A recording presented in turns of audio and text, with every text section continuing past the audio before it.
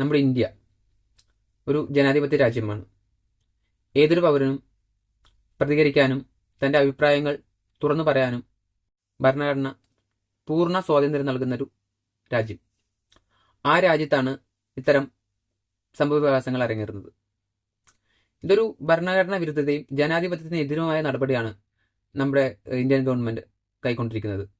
ഇതിനെതിരെ പ്രതികരിച്ചേ പറ്റൂ. അതിനു വേണ്ടിയുള്ള എൻ്റെ പ്രതിഷേധം എന്ന നിലയിൽ കൂടിയാണ് ഞാൻ ഈ വീഡിയോ ചെയ്യുന്നത്. ഇതിലെന്തെങ്കിലും തെറ്റ് വരാം, എന്നോട് ക്ഷമിക്കുക.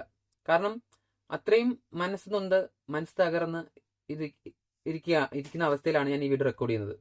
എന്താ പറയണ്ടേ, എന്താ ചെയ്യണ്ടേ ഒരു യാതൊരുവിധ ഐഡിയയും കിട്ടുന്നില്ല.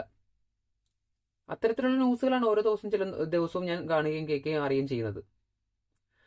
ഇത്തരം ക്രൂരമായി റോഡിലിട്ട് തല്ലിച്ചതയ്ക്കാനും പട്ടിയെ പോലെ റോഡിലൂടെ വലച്ചിരിക്കാനും എന്ത് തെറ്റാണ് വിദ്യാർത്ഥികൾ ചെയ്തത്? എന്ത് തെറ്റാണ് അവർ ചെയ്തത്? അവരുടെ ഭാഗത്ത് എന്താണ്? തികച്ചും ന്യായം മാത്രമുള്ള കാര്യത്തിന് വേണ്ടിയിട്ടല്ല അവർ പ്രതിഷേധിച്ചത്. അവരുടെ ആവശ്യങ്ങളെല്ലാം തന്നെ ന്യായമാണെന്നാണ് ഞാൻ വിശ്വസിക്കുന്നത്. ന്യായമാണ് 100% ന്യായമാണ്. തീർച്ചയായും അത് ഉത്തരവാദിത്തമുള്ള ഒരു ഗവൺമെന്റ് എന്ന നിലയിൽ അവരുടെ ആവശ്യങ്ങൾ കണ്ടറിഞ്ഞ് ചെയ്തു കൊടുക്കുകയാണ് വേണ്ടത്. അല്ലാതെ അധികാരം ദുരുപയോഗം ചെയ്ത് പട്ടിയെ പോലെ, അതായത് വെറും വിലകെട്ട രീതിയിൽ അടിച്ചമർത്താൻ ശ്രമിക്കുകയല്ല വേണ്ടത്. നീറ്റ് എക്സാം 2026 മെയ് 3 ഇവിടെ നടന്നത്. ഈ എക്സാം നടന്ന് അതിന്റെ exam question paper leak out ആകുകയും കാശുള്ളവൻ ആ എക്സാം ക്വസ്റ്റ്യൻ പേപ്പർ വാങ്ങി പഠിക്കാതെ കുറുക്കു വഴിയിലൂടെ എക്സാം പാസ്സാകാൻ ശ്രമിക്കുകയും ചെയ്തു. ഇതിലൂടെ എന്താണ് സംഭവിക്കാൻ ഉണ്ടാകുന്നത്? നമ്മുടെ രാജ്യം പുരോഗതിയെന്ന് വിചാരിക്കുന്നുണ്ടോ? ഇല്ല. കാശുള്ളവന് എന്തും ആകാമെന്നുള്ളതല്ലേ ഇവിടെ തെളിഞ്ഞത്. ഇപ്പോൾ ആത്മാർത്ഥമായി കഷ്ടപ്പെട്ട് വർഷങ്ങളോളം കഠിനാധ്വാനം ചെയ്ത് ഇതിനുവേണ്ടി പ്രയത്നിച്ച വിദ്യാർത്ഥികളുടെ അവസ്ഥയോ? അവരുടെ ആ കഷ്ടപ്പാടിനും ആ ത്യാഗത്തിനും എന്ത് വാല്യൂ ആണ് കൊടുക്കുന്നത്? വട്ടപ്പൂജ്യം. ശരിയല്ലേ? ഈ കാശുള്ളവും കാണിച്ച ഓരോ കാരണങ്ങൾ കാരണം എത്ര കുഞ്ഞുങ്ങളാണ് ആത്മഹത്യ ചെയ്തത്? കൃത്യമായി കണക്ക് എവിടെയും രേഖപ്പെടുത്തില്ല. 17, 14, 20 എന്നൊക്കെ പറയുന്നുണ്ട്. കാരണം ഈ വിഷയം വന്നപ്പോൾ ആദ്യം നടന്ന നീറ്റ് എക്സാം റദ്ദാക്കുകയും പുതിയ എക്സാം എന്നുള്ള ഡേറ്റ് അനൗൺസ്മെന്റും ചെയ്തു. അത് സഹിക്കാൻ അത്രയും ഡിറ്റർമെന്റോടെ കഠിനാധ്വാനത്തോടെയും വർഷങ്ങളായിട്ട് ഇതിനുവേണ്ടി ശ്രമിക്കുന്ന ചില വിദ്യാർത്ഥികൾക്ക് സഹിക്കാൻ പറ്റിയില്ല. അത് ഉൾക്കൊള്ളാൻ പറ്റില്ല. അവർ ആത്മഹത്യ ചെയ്തു. ചെയ്തപ്പോൾ എന്താണ് സംഭവിച്ചത്? ആ കുടുംബത്തിന്റെ പ്രതീക്ഷ, ആ കുടുംബത്തിന്റെ സ്വപ്നങ്ങൾ അതുകൂടിയല്ലേ അവിടെ തകർന്നു പോകുന്നത്. ആ ആത്മഹത്യ ചെയ്ത വിദ്യാർത്ഥികൾക്ക് 1 കോടി രൂപ നഷ്ടപരിഹാരം കൊടുക്കണമെന്നും ഈ പറഞ്ഞ വിദ്യാർത്ഥി സംഘടനകളും പ്രസ്ഥാനങ്ങളും ഈ CJP എന്ന് പറഞ്ഞ ജൻസി കൂട്ടായ്മകളും എല്ലാം എന്താ പറയാ, അവരുടെ ആവശ്യങ്ങളൊന്നായി ഉന്നയിക്കുന്നുണ്ട്. തീർച്ചും ചെയ്യേണ്ടത് തന്നെയാണ്. 1 കോടി വിലയിട്ട് കാണുകയല്ല അവർക്ക്. അവരുടെ നഷ്ടം നികത്താനും ആ 1 കോടി കൊണ്ട്, 1 കോടിയല്ല 10 കോടി 100 കോടി കൊടുത്താലും തികയില്ല. നാളെ നല്ല ഡോക്ടർമാർ, ലോകം അറിയപ്പെടേണ്ട ആകേണ്ടവരാണ് അവർ. അതിനൊരു 1 കോടി എങ്കിലും ആ കുടുംബത്തിന് ഒരു കൈത്താങ്ങ നിലയിലാണ് അവർ ആ എമൗണ്ട് ആവശ്യപ്പെടുകയും ചെയ്യുന്നത്. മറ്റൊരു ആവശ്യം എന്ന് പറയുന്നത് നമ്മുടെ കേന്ദ്ര വിദ്യാഭ്യാസ മന്ത്രി രാജിവെക്കുക എന്നാണ്. തീർച്ചയായും അദ്ദേഹം രാജിവെക്കേണ്ടിയിരിക്കുന്നു. അദ്ദേഹം വിദ്യാഭ്യാസ മന്ത്രിസ്ഥാനം മാത്രമല്ല MP സ്ഥാനവും രാജിവെക്കണമെന്ന് ഞാൻ പറയും. കാരണം അദ്ദേഹം കൈകാര്യം ചെയ്യുന്ന ഒരു വകുപ്പ്, വിദ്യാഭ്യാസ വകുപ്പ്, അതിന്റെ കീഴിലാണ് ഈ പറയുന്ന നീറ്റ് എക്സാം നടക്കുന്നത്. ആ നീറ്റ് എക്സാം ഗുജറാത്തിൽ എവിടെയാണ് ഇതിന്റെ പ്രിന്റിംഗ് നടക്കുന്നത് കേട്ടായിട്ട് ഓർക്കുന്നു. തെറ്റാണെങ്കിൽ ക്ഷമിക്കണേ. എക്സാമിന്റെ ക്വസ്റ്റ്യൻ പേപ്പർ ലീക്ക് ഔട്ട് ആകുകയും അതിന്റെ പരിപൂർണ്ണ ഉത്തരവാദിത്വം ഈ പറഞ്ഞ അദ്ദേഹത്തിനാണ്. അതിന്റെ ധാർമ്മിക ഉത്തരവാദിത്വം ഏറ്റെടുത്ത് ഈ വിഷയം നടന്നപ്പോൾ തന്നെ അന്വേഷണം നടത്തി പുള്ളി തന്നെ സംഭവിച്ചല്ലോ, തെറ്റ് സംഭവിച്ചു, വീഴ്ച പറ്റി, നടപടി എടുത്തു എന്നും പറഞ്ഞു. നടപടി എടുക്കുകയല്ല വേണ്ടത്, മാതൃകരമായി രാജിവെച്ചൊഴിഞ്ഞ് കാണിക്കുകയായിരുന്നു വേണ്ടത്. അതെല്ലാം വിടാം, അതവർ അന്വേഷിച്ചിട്ടുണ്ട്.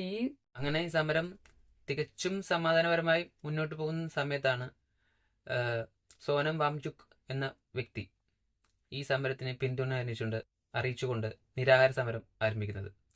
സോനം വാങ്ചുക്കിനെ കുറിച്ച് പറയുകയാണെങ്കിൽ അദ്ദേഹം ഒരു പരിസ്ഥിതി പ്രവർത്തകനും വിദ്യാഭ്യാസ പരിഷ്കർത്താവും ഒരു ഇൻവെന്ററുമാണ് എന്ന നിലയിൽ പ്രസിദ്ധനാണ്. ഇദ്ദേഹത്തിൻ്റെ ജീവിതത്തെ ഇൻസ്പയർ ആക്കിക്കൊണ്ടാണ് 3 Idiots എന്നൊരു ഹിന്ദി ഫിലിം എടുത്തതെന്നും പറയപ്പെടുന്നുണ്ട്. അതിലെത്രത്തോളം വസ്തുത നമുക്കറിയില്ല, എങ്കിലും പറയുന്നുണ്ട്. അദ്ദേഹം കൂടി ഈ സമരത്തിൻ്റെ ഭാഗമായപ്പോൾ സമരത്തിൻ്റെ തീവ്രതയും അതിൻ്റെ ഒരു വേറൊരു ഫേസിലോട്ട് സമരം കടക്കുകയും ചെയ്തു. 21 ദിവസം അദ്ദേഹം അവിടെ നിരാഹാര സമരം അനുഷ്ഠിച്ചു.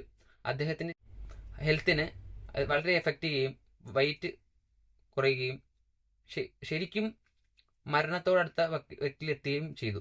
ഇന്ന് കോടതിയുടെ ഇടപെടൽ മൂലം അദ്ദേഹത്തെ നിർബന്ധിതമായി അറസ്റ്റ് ചെയ്ത് ഹോസ്പിറ്റലാക്കി. ഹോസ്പിറ്റലെത്തിയിട്ട് ആദ്യം ഭക്ഷണം ഒന്നും കഴിച്ചില്ല കേട്ടോ. ഇപ്പോൾ നിരാഹാര സമരം, അതാണ് ഞാൻ 23 ദിവസം പറഞ്ഞത്. ശരിയല്ലേ? അതുകൂടെ ആയപ്പോൾ സമരത്തിൻ്റെയും പ്രതിഷേധത്തിൻ്റെയും ഭാവം കുറച്ചുകൂടെ മാറി. എന്നിട്ടും ഗവൺമെൻറ് ഈ സമരത്തെ അവഗണിച്ചു, കണ്ടില്ല എന്ന് വെച്ചപ്പോൾ അവർക്ക് അവരുടെ ആവശ്യങ്ങൾ നേരിടത്തേ പറ്റൂ ഏത് വിധേനയും. എന്നിട്ടും അവർ ആക്രമിക്കാനോ പൊതുമുതൽ നശിപ്പിക്കാനോ മറ്റു ജനജീവിതം തടസ്സപ്പെടുന്ന പ്രവൃത്തിയിൽ ഏർപ്പെടുകയോ പ്രവർത്തനം ചെയ്യുകയോ ചെയ്തില്ല. അവർ ജന്തർ മന്ദിറിൽ നിന്നും ഡൽഹി ഭവനിലേക്ക് രാജ്ഭവനിലേക്ക് തികച്ചും സമാധാനപരമായൊരു മാർച്ച് നടത്തി.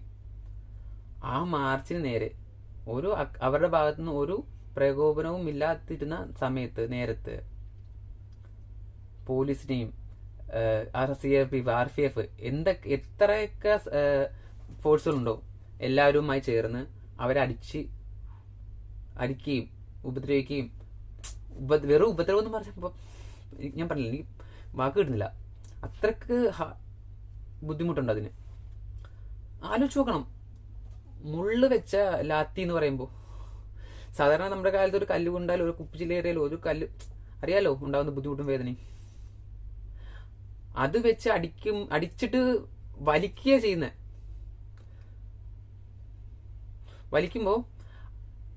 വലിക്കുന്നതിന്റെ കൂട്ടത്തിൽ നമ്മുടെ മാംസവും കൂടെ ആലോചിച്ചു നോക്ക് നിങ്ങൾ. അത് മാത്രമോ പെല്ലറ്റ് പ്രയോഗിക്കാൻ പെല്ലറ്റ് ബുള്ളറ്റ് ഉപയോഗിച്ചു. ചെറിയ അത് എന്ത് ക്രൂരമായ നായാട്ടാണ് അവിടെ അരങ്ങേറിയത്.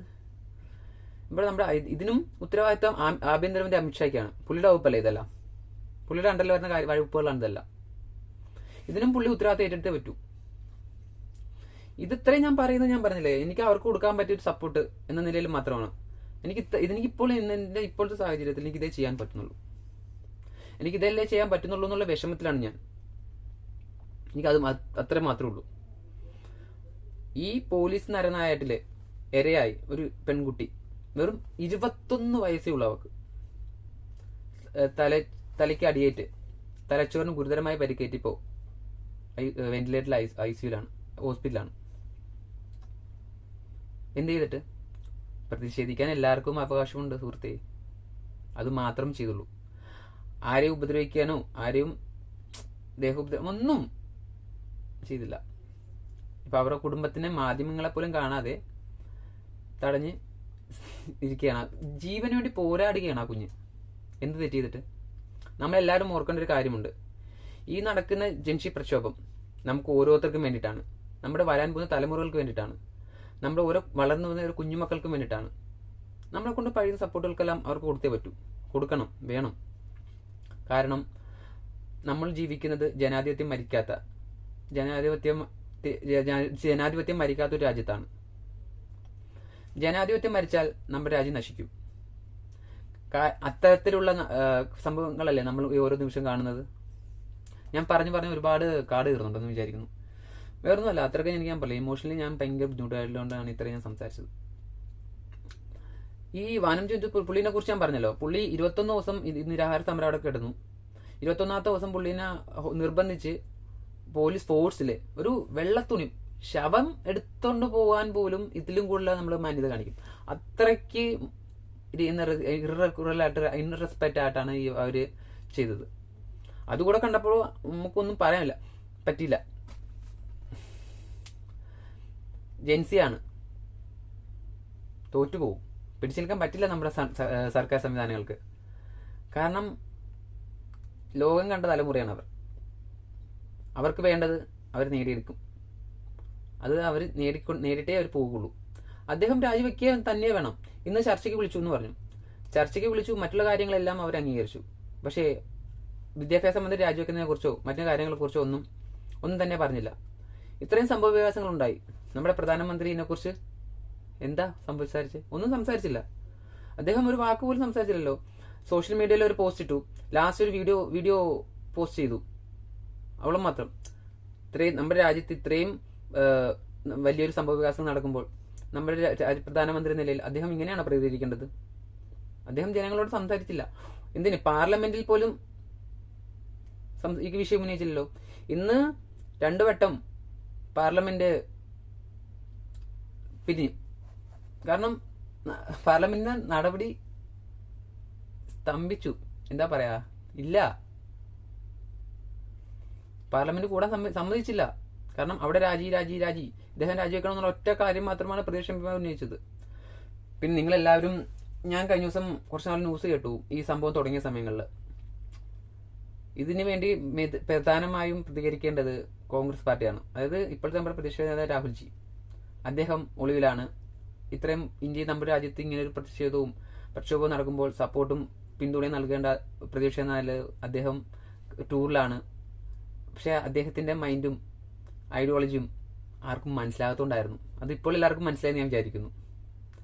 ആ സമയത്ത് കോൺഗ്രസ് ഇതിൽ ഇടപെട്ടിരുന്നെങ്കിൽ ഈ വിഷയത്തിന്റെ രീതി തന്നെ മാറിപ്പോയാനെ. പറഞ്ഞല്ലോ, ഇപ്പോൾ നേറ്റീവ് എക്സാം വിഷയത്തിൽ ബന്ധപ്പെട്ട് 13 പേരെ അറസ്റ്റ് ചെയ്തിട്ടുണ്ട്. ഇപ്പൊ ഈ സമയം പ്രൊട്ടസ്റ്റ് തുടങ്ങിയ സമയത്ത് കോൺഗ്രസ് സപ്പോർട്ട് ചെയ്തിരുന്നെങ്കിൽ എന്താ പറയുന്നറിയാവോ? ഇത് ഇങ്ങനെ വിഷയം സംഭവിച്ചപ്പോൾ എന്താ പറയാ, ഈ നീറ്റ് വിഷയം എക്സാം ചോരുകയും അതുമായി ബന്ധപ്പെട്ട ആൾക്കാർക്ക് അറസ്റ്റ് ചെയ്യുകയും ചെയ്തു. ഞങ്ങൾ എക്സാം റദ്ദാക്കി മറുപടി എക്സാം നടത്തി. സർക്കാരിനും തല ഊരാൻ എളുപ്പമായി. കോൺഗ്രസ് സർക്കാരിനുള്ള ആയുധമാക്കി ഇത് പ്രവർത്തിക്കുകയാണ്, വർഗീയവാദിയാണ്, BJP പാർട്ടി തള്ളിപ്പറയാനും കുറ്റപ്പെടുത്താനും വേണ്ടിയാണ് എന്ന് പറയും, തീർച്ചയായിട്ടും പറയും. അതുകൊണ്ട് കോൺഗ്രസ് ആ സമയത്തും മിണ്ടിയില്ല. നിരാഹാരം സമരം തുടങ്ങിയപ്പോഴും കോൺഗ്രസ് മിണ്ടിയില്ല. അപ്പൊ എല്ലാവരും കോൺഗ്രസിനെ, രാഹുൽജിയെയും കുറ്റപ്പെടുത്തി. ഈ ചരിത്രത്തിൽ വേറൊരു സംഭവം ഉണ്ടായി, അത് പറയാതിരിക്കാൻ പറ്റില്ല. ഈ കോൺഗ്രസ് MLA-മാർ, MP-മാർ, മന്ത്രിമാർ എല്ലാവരും ചേർന്ന് നരേന്ദ്രമോദി, അതായത് നമ്മുടെ ഇന്ത്യൻ പ്രധാനമന്ത്രിയുടെ വീട്ടിലേക്ക് വസതിയിൽ ചെന്ന് കുത്തി സമരം പ്രതിഷേധിച്ചു. ഏറ്റവും സുരക്ഷാ മേഖലയിൽപ്പെടുന്ന ഏറ്റവും പ്രധാനപ്പെട്ട സുരക്ഷാ മേഖലയാണ് അത്. അതായത് ഇന്റലിജൻസ് പോലും ഇങ്ങനത്തെ ഒരു വിവരം കിട്ടിയില്ല. അതാണ് രാഹുൽജിയുടെ മൈൻഡ്. സപ്പോർട്ട് ചെയ്യില്ല. നല്ല ചെയ്താൽ ആര് ചെയ്താൽ നല്ല ചെയ്തെന്ന് പറയണം. ഈ കറക്റ്റ് ടൈമിൽ കൊടുക്കേണ്ട പോലെ കൊടുത്താലേ അടിയേൽക്കുള്ളൂ. അല്ലാതെ അടിച്ചാൽ ആടിക്ക് പവർ ഉണ്ടാവില്ലെന്ന് പറഞ്ഞിട്ടുണ്ടല്ലോ, അത് അന്ന് പറഞ്ഞ പോലെയാണ്. ഞാൻ കുറെ കാര്യങ്ങൾ സംസാരിക്കണം. കാരണം ഇങ്ങനത്തെ ഒരു സംഭവം നടക്കുമ്പോൾ നമ്മൾ ഓരോരുത്തരും അവരെ സപ്പോർട്ട് ചെയ്തേ പറ്റൂ, സപ്പോർട്ട് ചെയ്യണം. ഇനി നമുക്ക് ഇതിന്റെ കുറച്ച് വീഡിയോമായി അടുത്തൊരു വീഡിയോയിൽ കാണാം. നന്ദി, നമസ്കാരം. ഞാനിത് പ്രിപ്പയർ ചെയ്തിട്ട് വീഡിയോ അല്ല കേട്ടോ. ഈ വീഡിയോ ഉറപ്പായിട്ട് നിങ്ങൾ ഷെയർ ചെയ്യണം, ലൈക്ക് ചെയ്യണം, നിങ്ങളുടെ അഭിപ്രായങ്ങൾ തീർച്ചയായിട്ടും കമന്റ് ചെയ്യണം. കാരണം ഓരോ കമന്റും നമ്മുടെ പ്രതിഷേധമാണ്. ആ വിദ്യാർത്ഥികൾക്കും ആ പ്രസ്ഥാനത്തിന് നമ്മൾ കൊടുക്കുന്ന സപ്പോർട്ടാണ്. ഗവൺമെന്റിന്റെ നടപടിക്കുള്ള പ്രതിഷേധമാണ്. ഓരോ കമന്റും നമ്മുടെ വ്യക്തിപരമായ പ്രതിഷേധമായി രേഖപ്പെടുത്തണം ഞാൻ നിങ്ങളോട് അഭ്യർത്ഥിക്കുന്നു. ഷെയർ ചെയ്യണം, ലൈക്ക് ചെയ്യണം, ഈ വീഡിയോ എല്ലാവരിലും എത്തിക്കണം. ഈ വിഷയം അങ്ങനെ തണുത്തു പോകാൻ പാടില്ല, ദാളിക്കത്തണം. അവരുന്നയിച്ച ആവശ്യങ്ങളെല്ലാം നടക്കണം. എല്ലാ പിന്തുണയും. നന്ദി.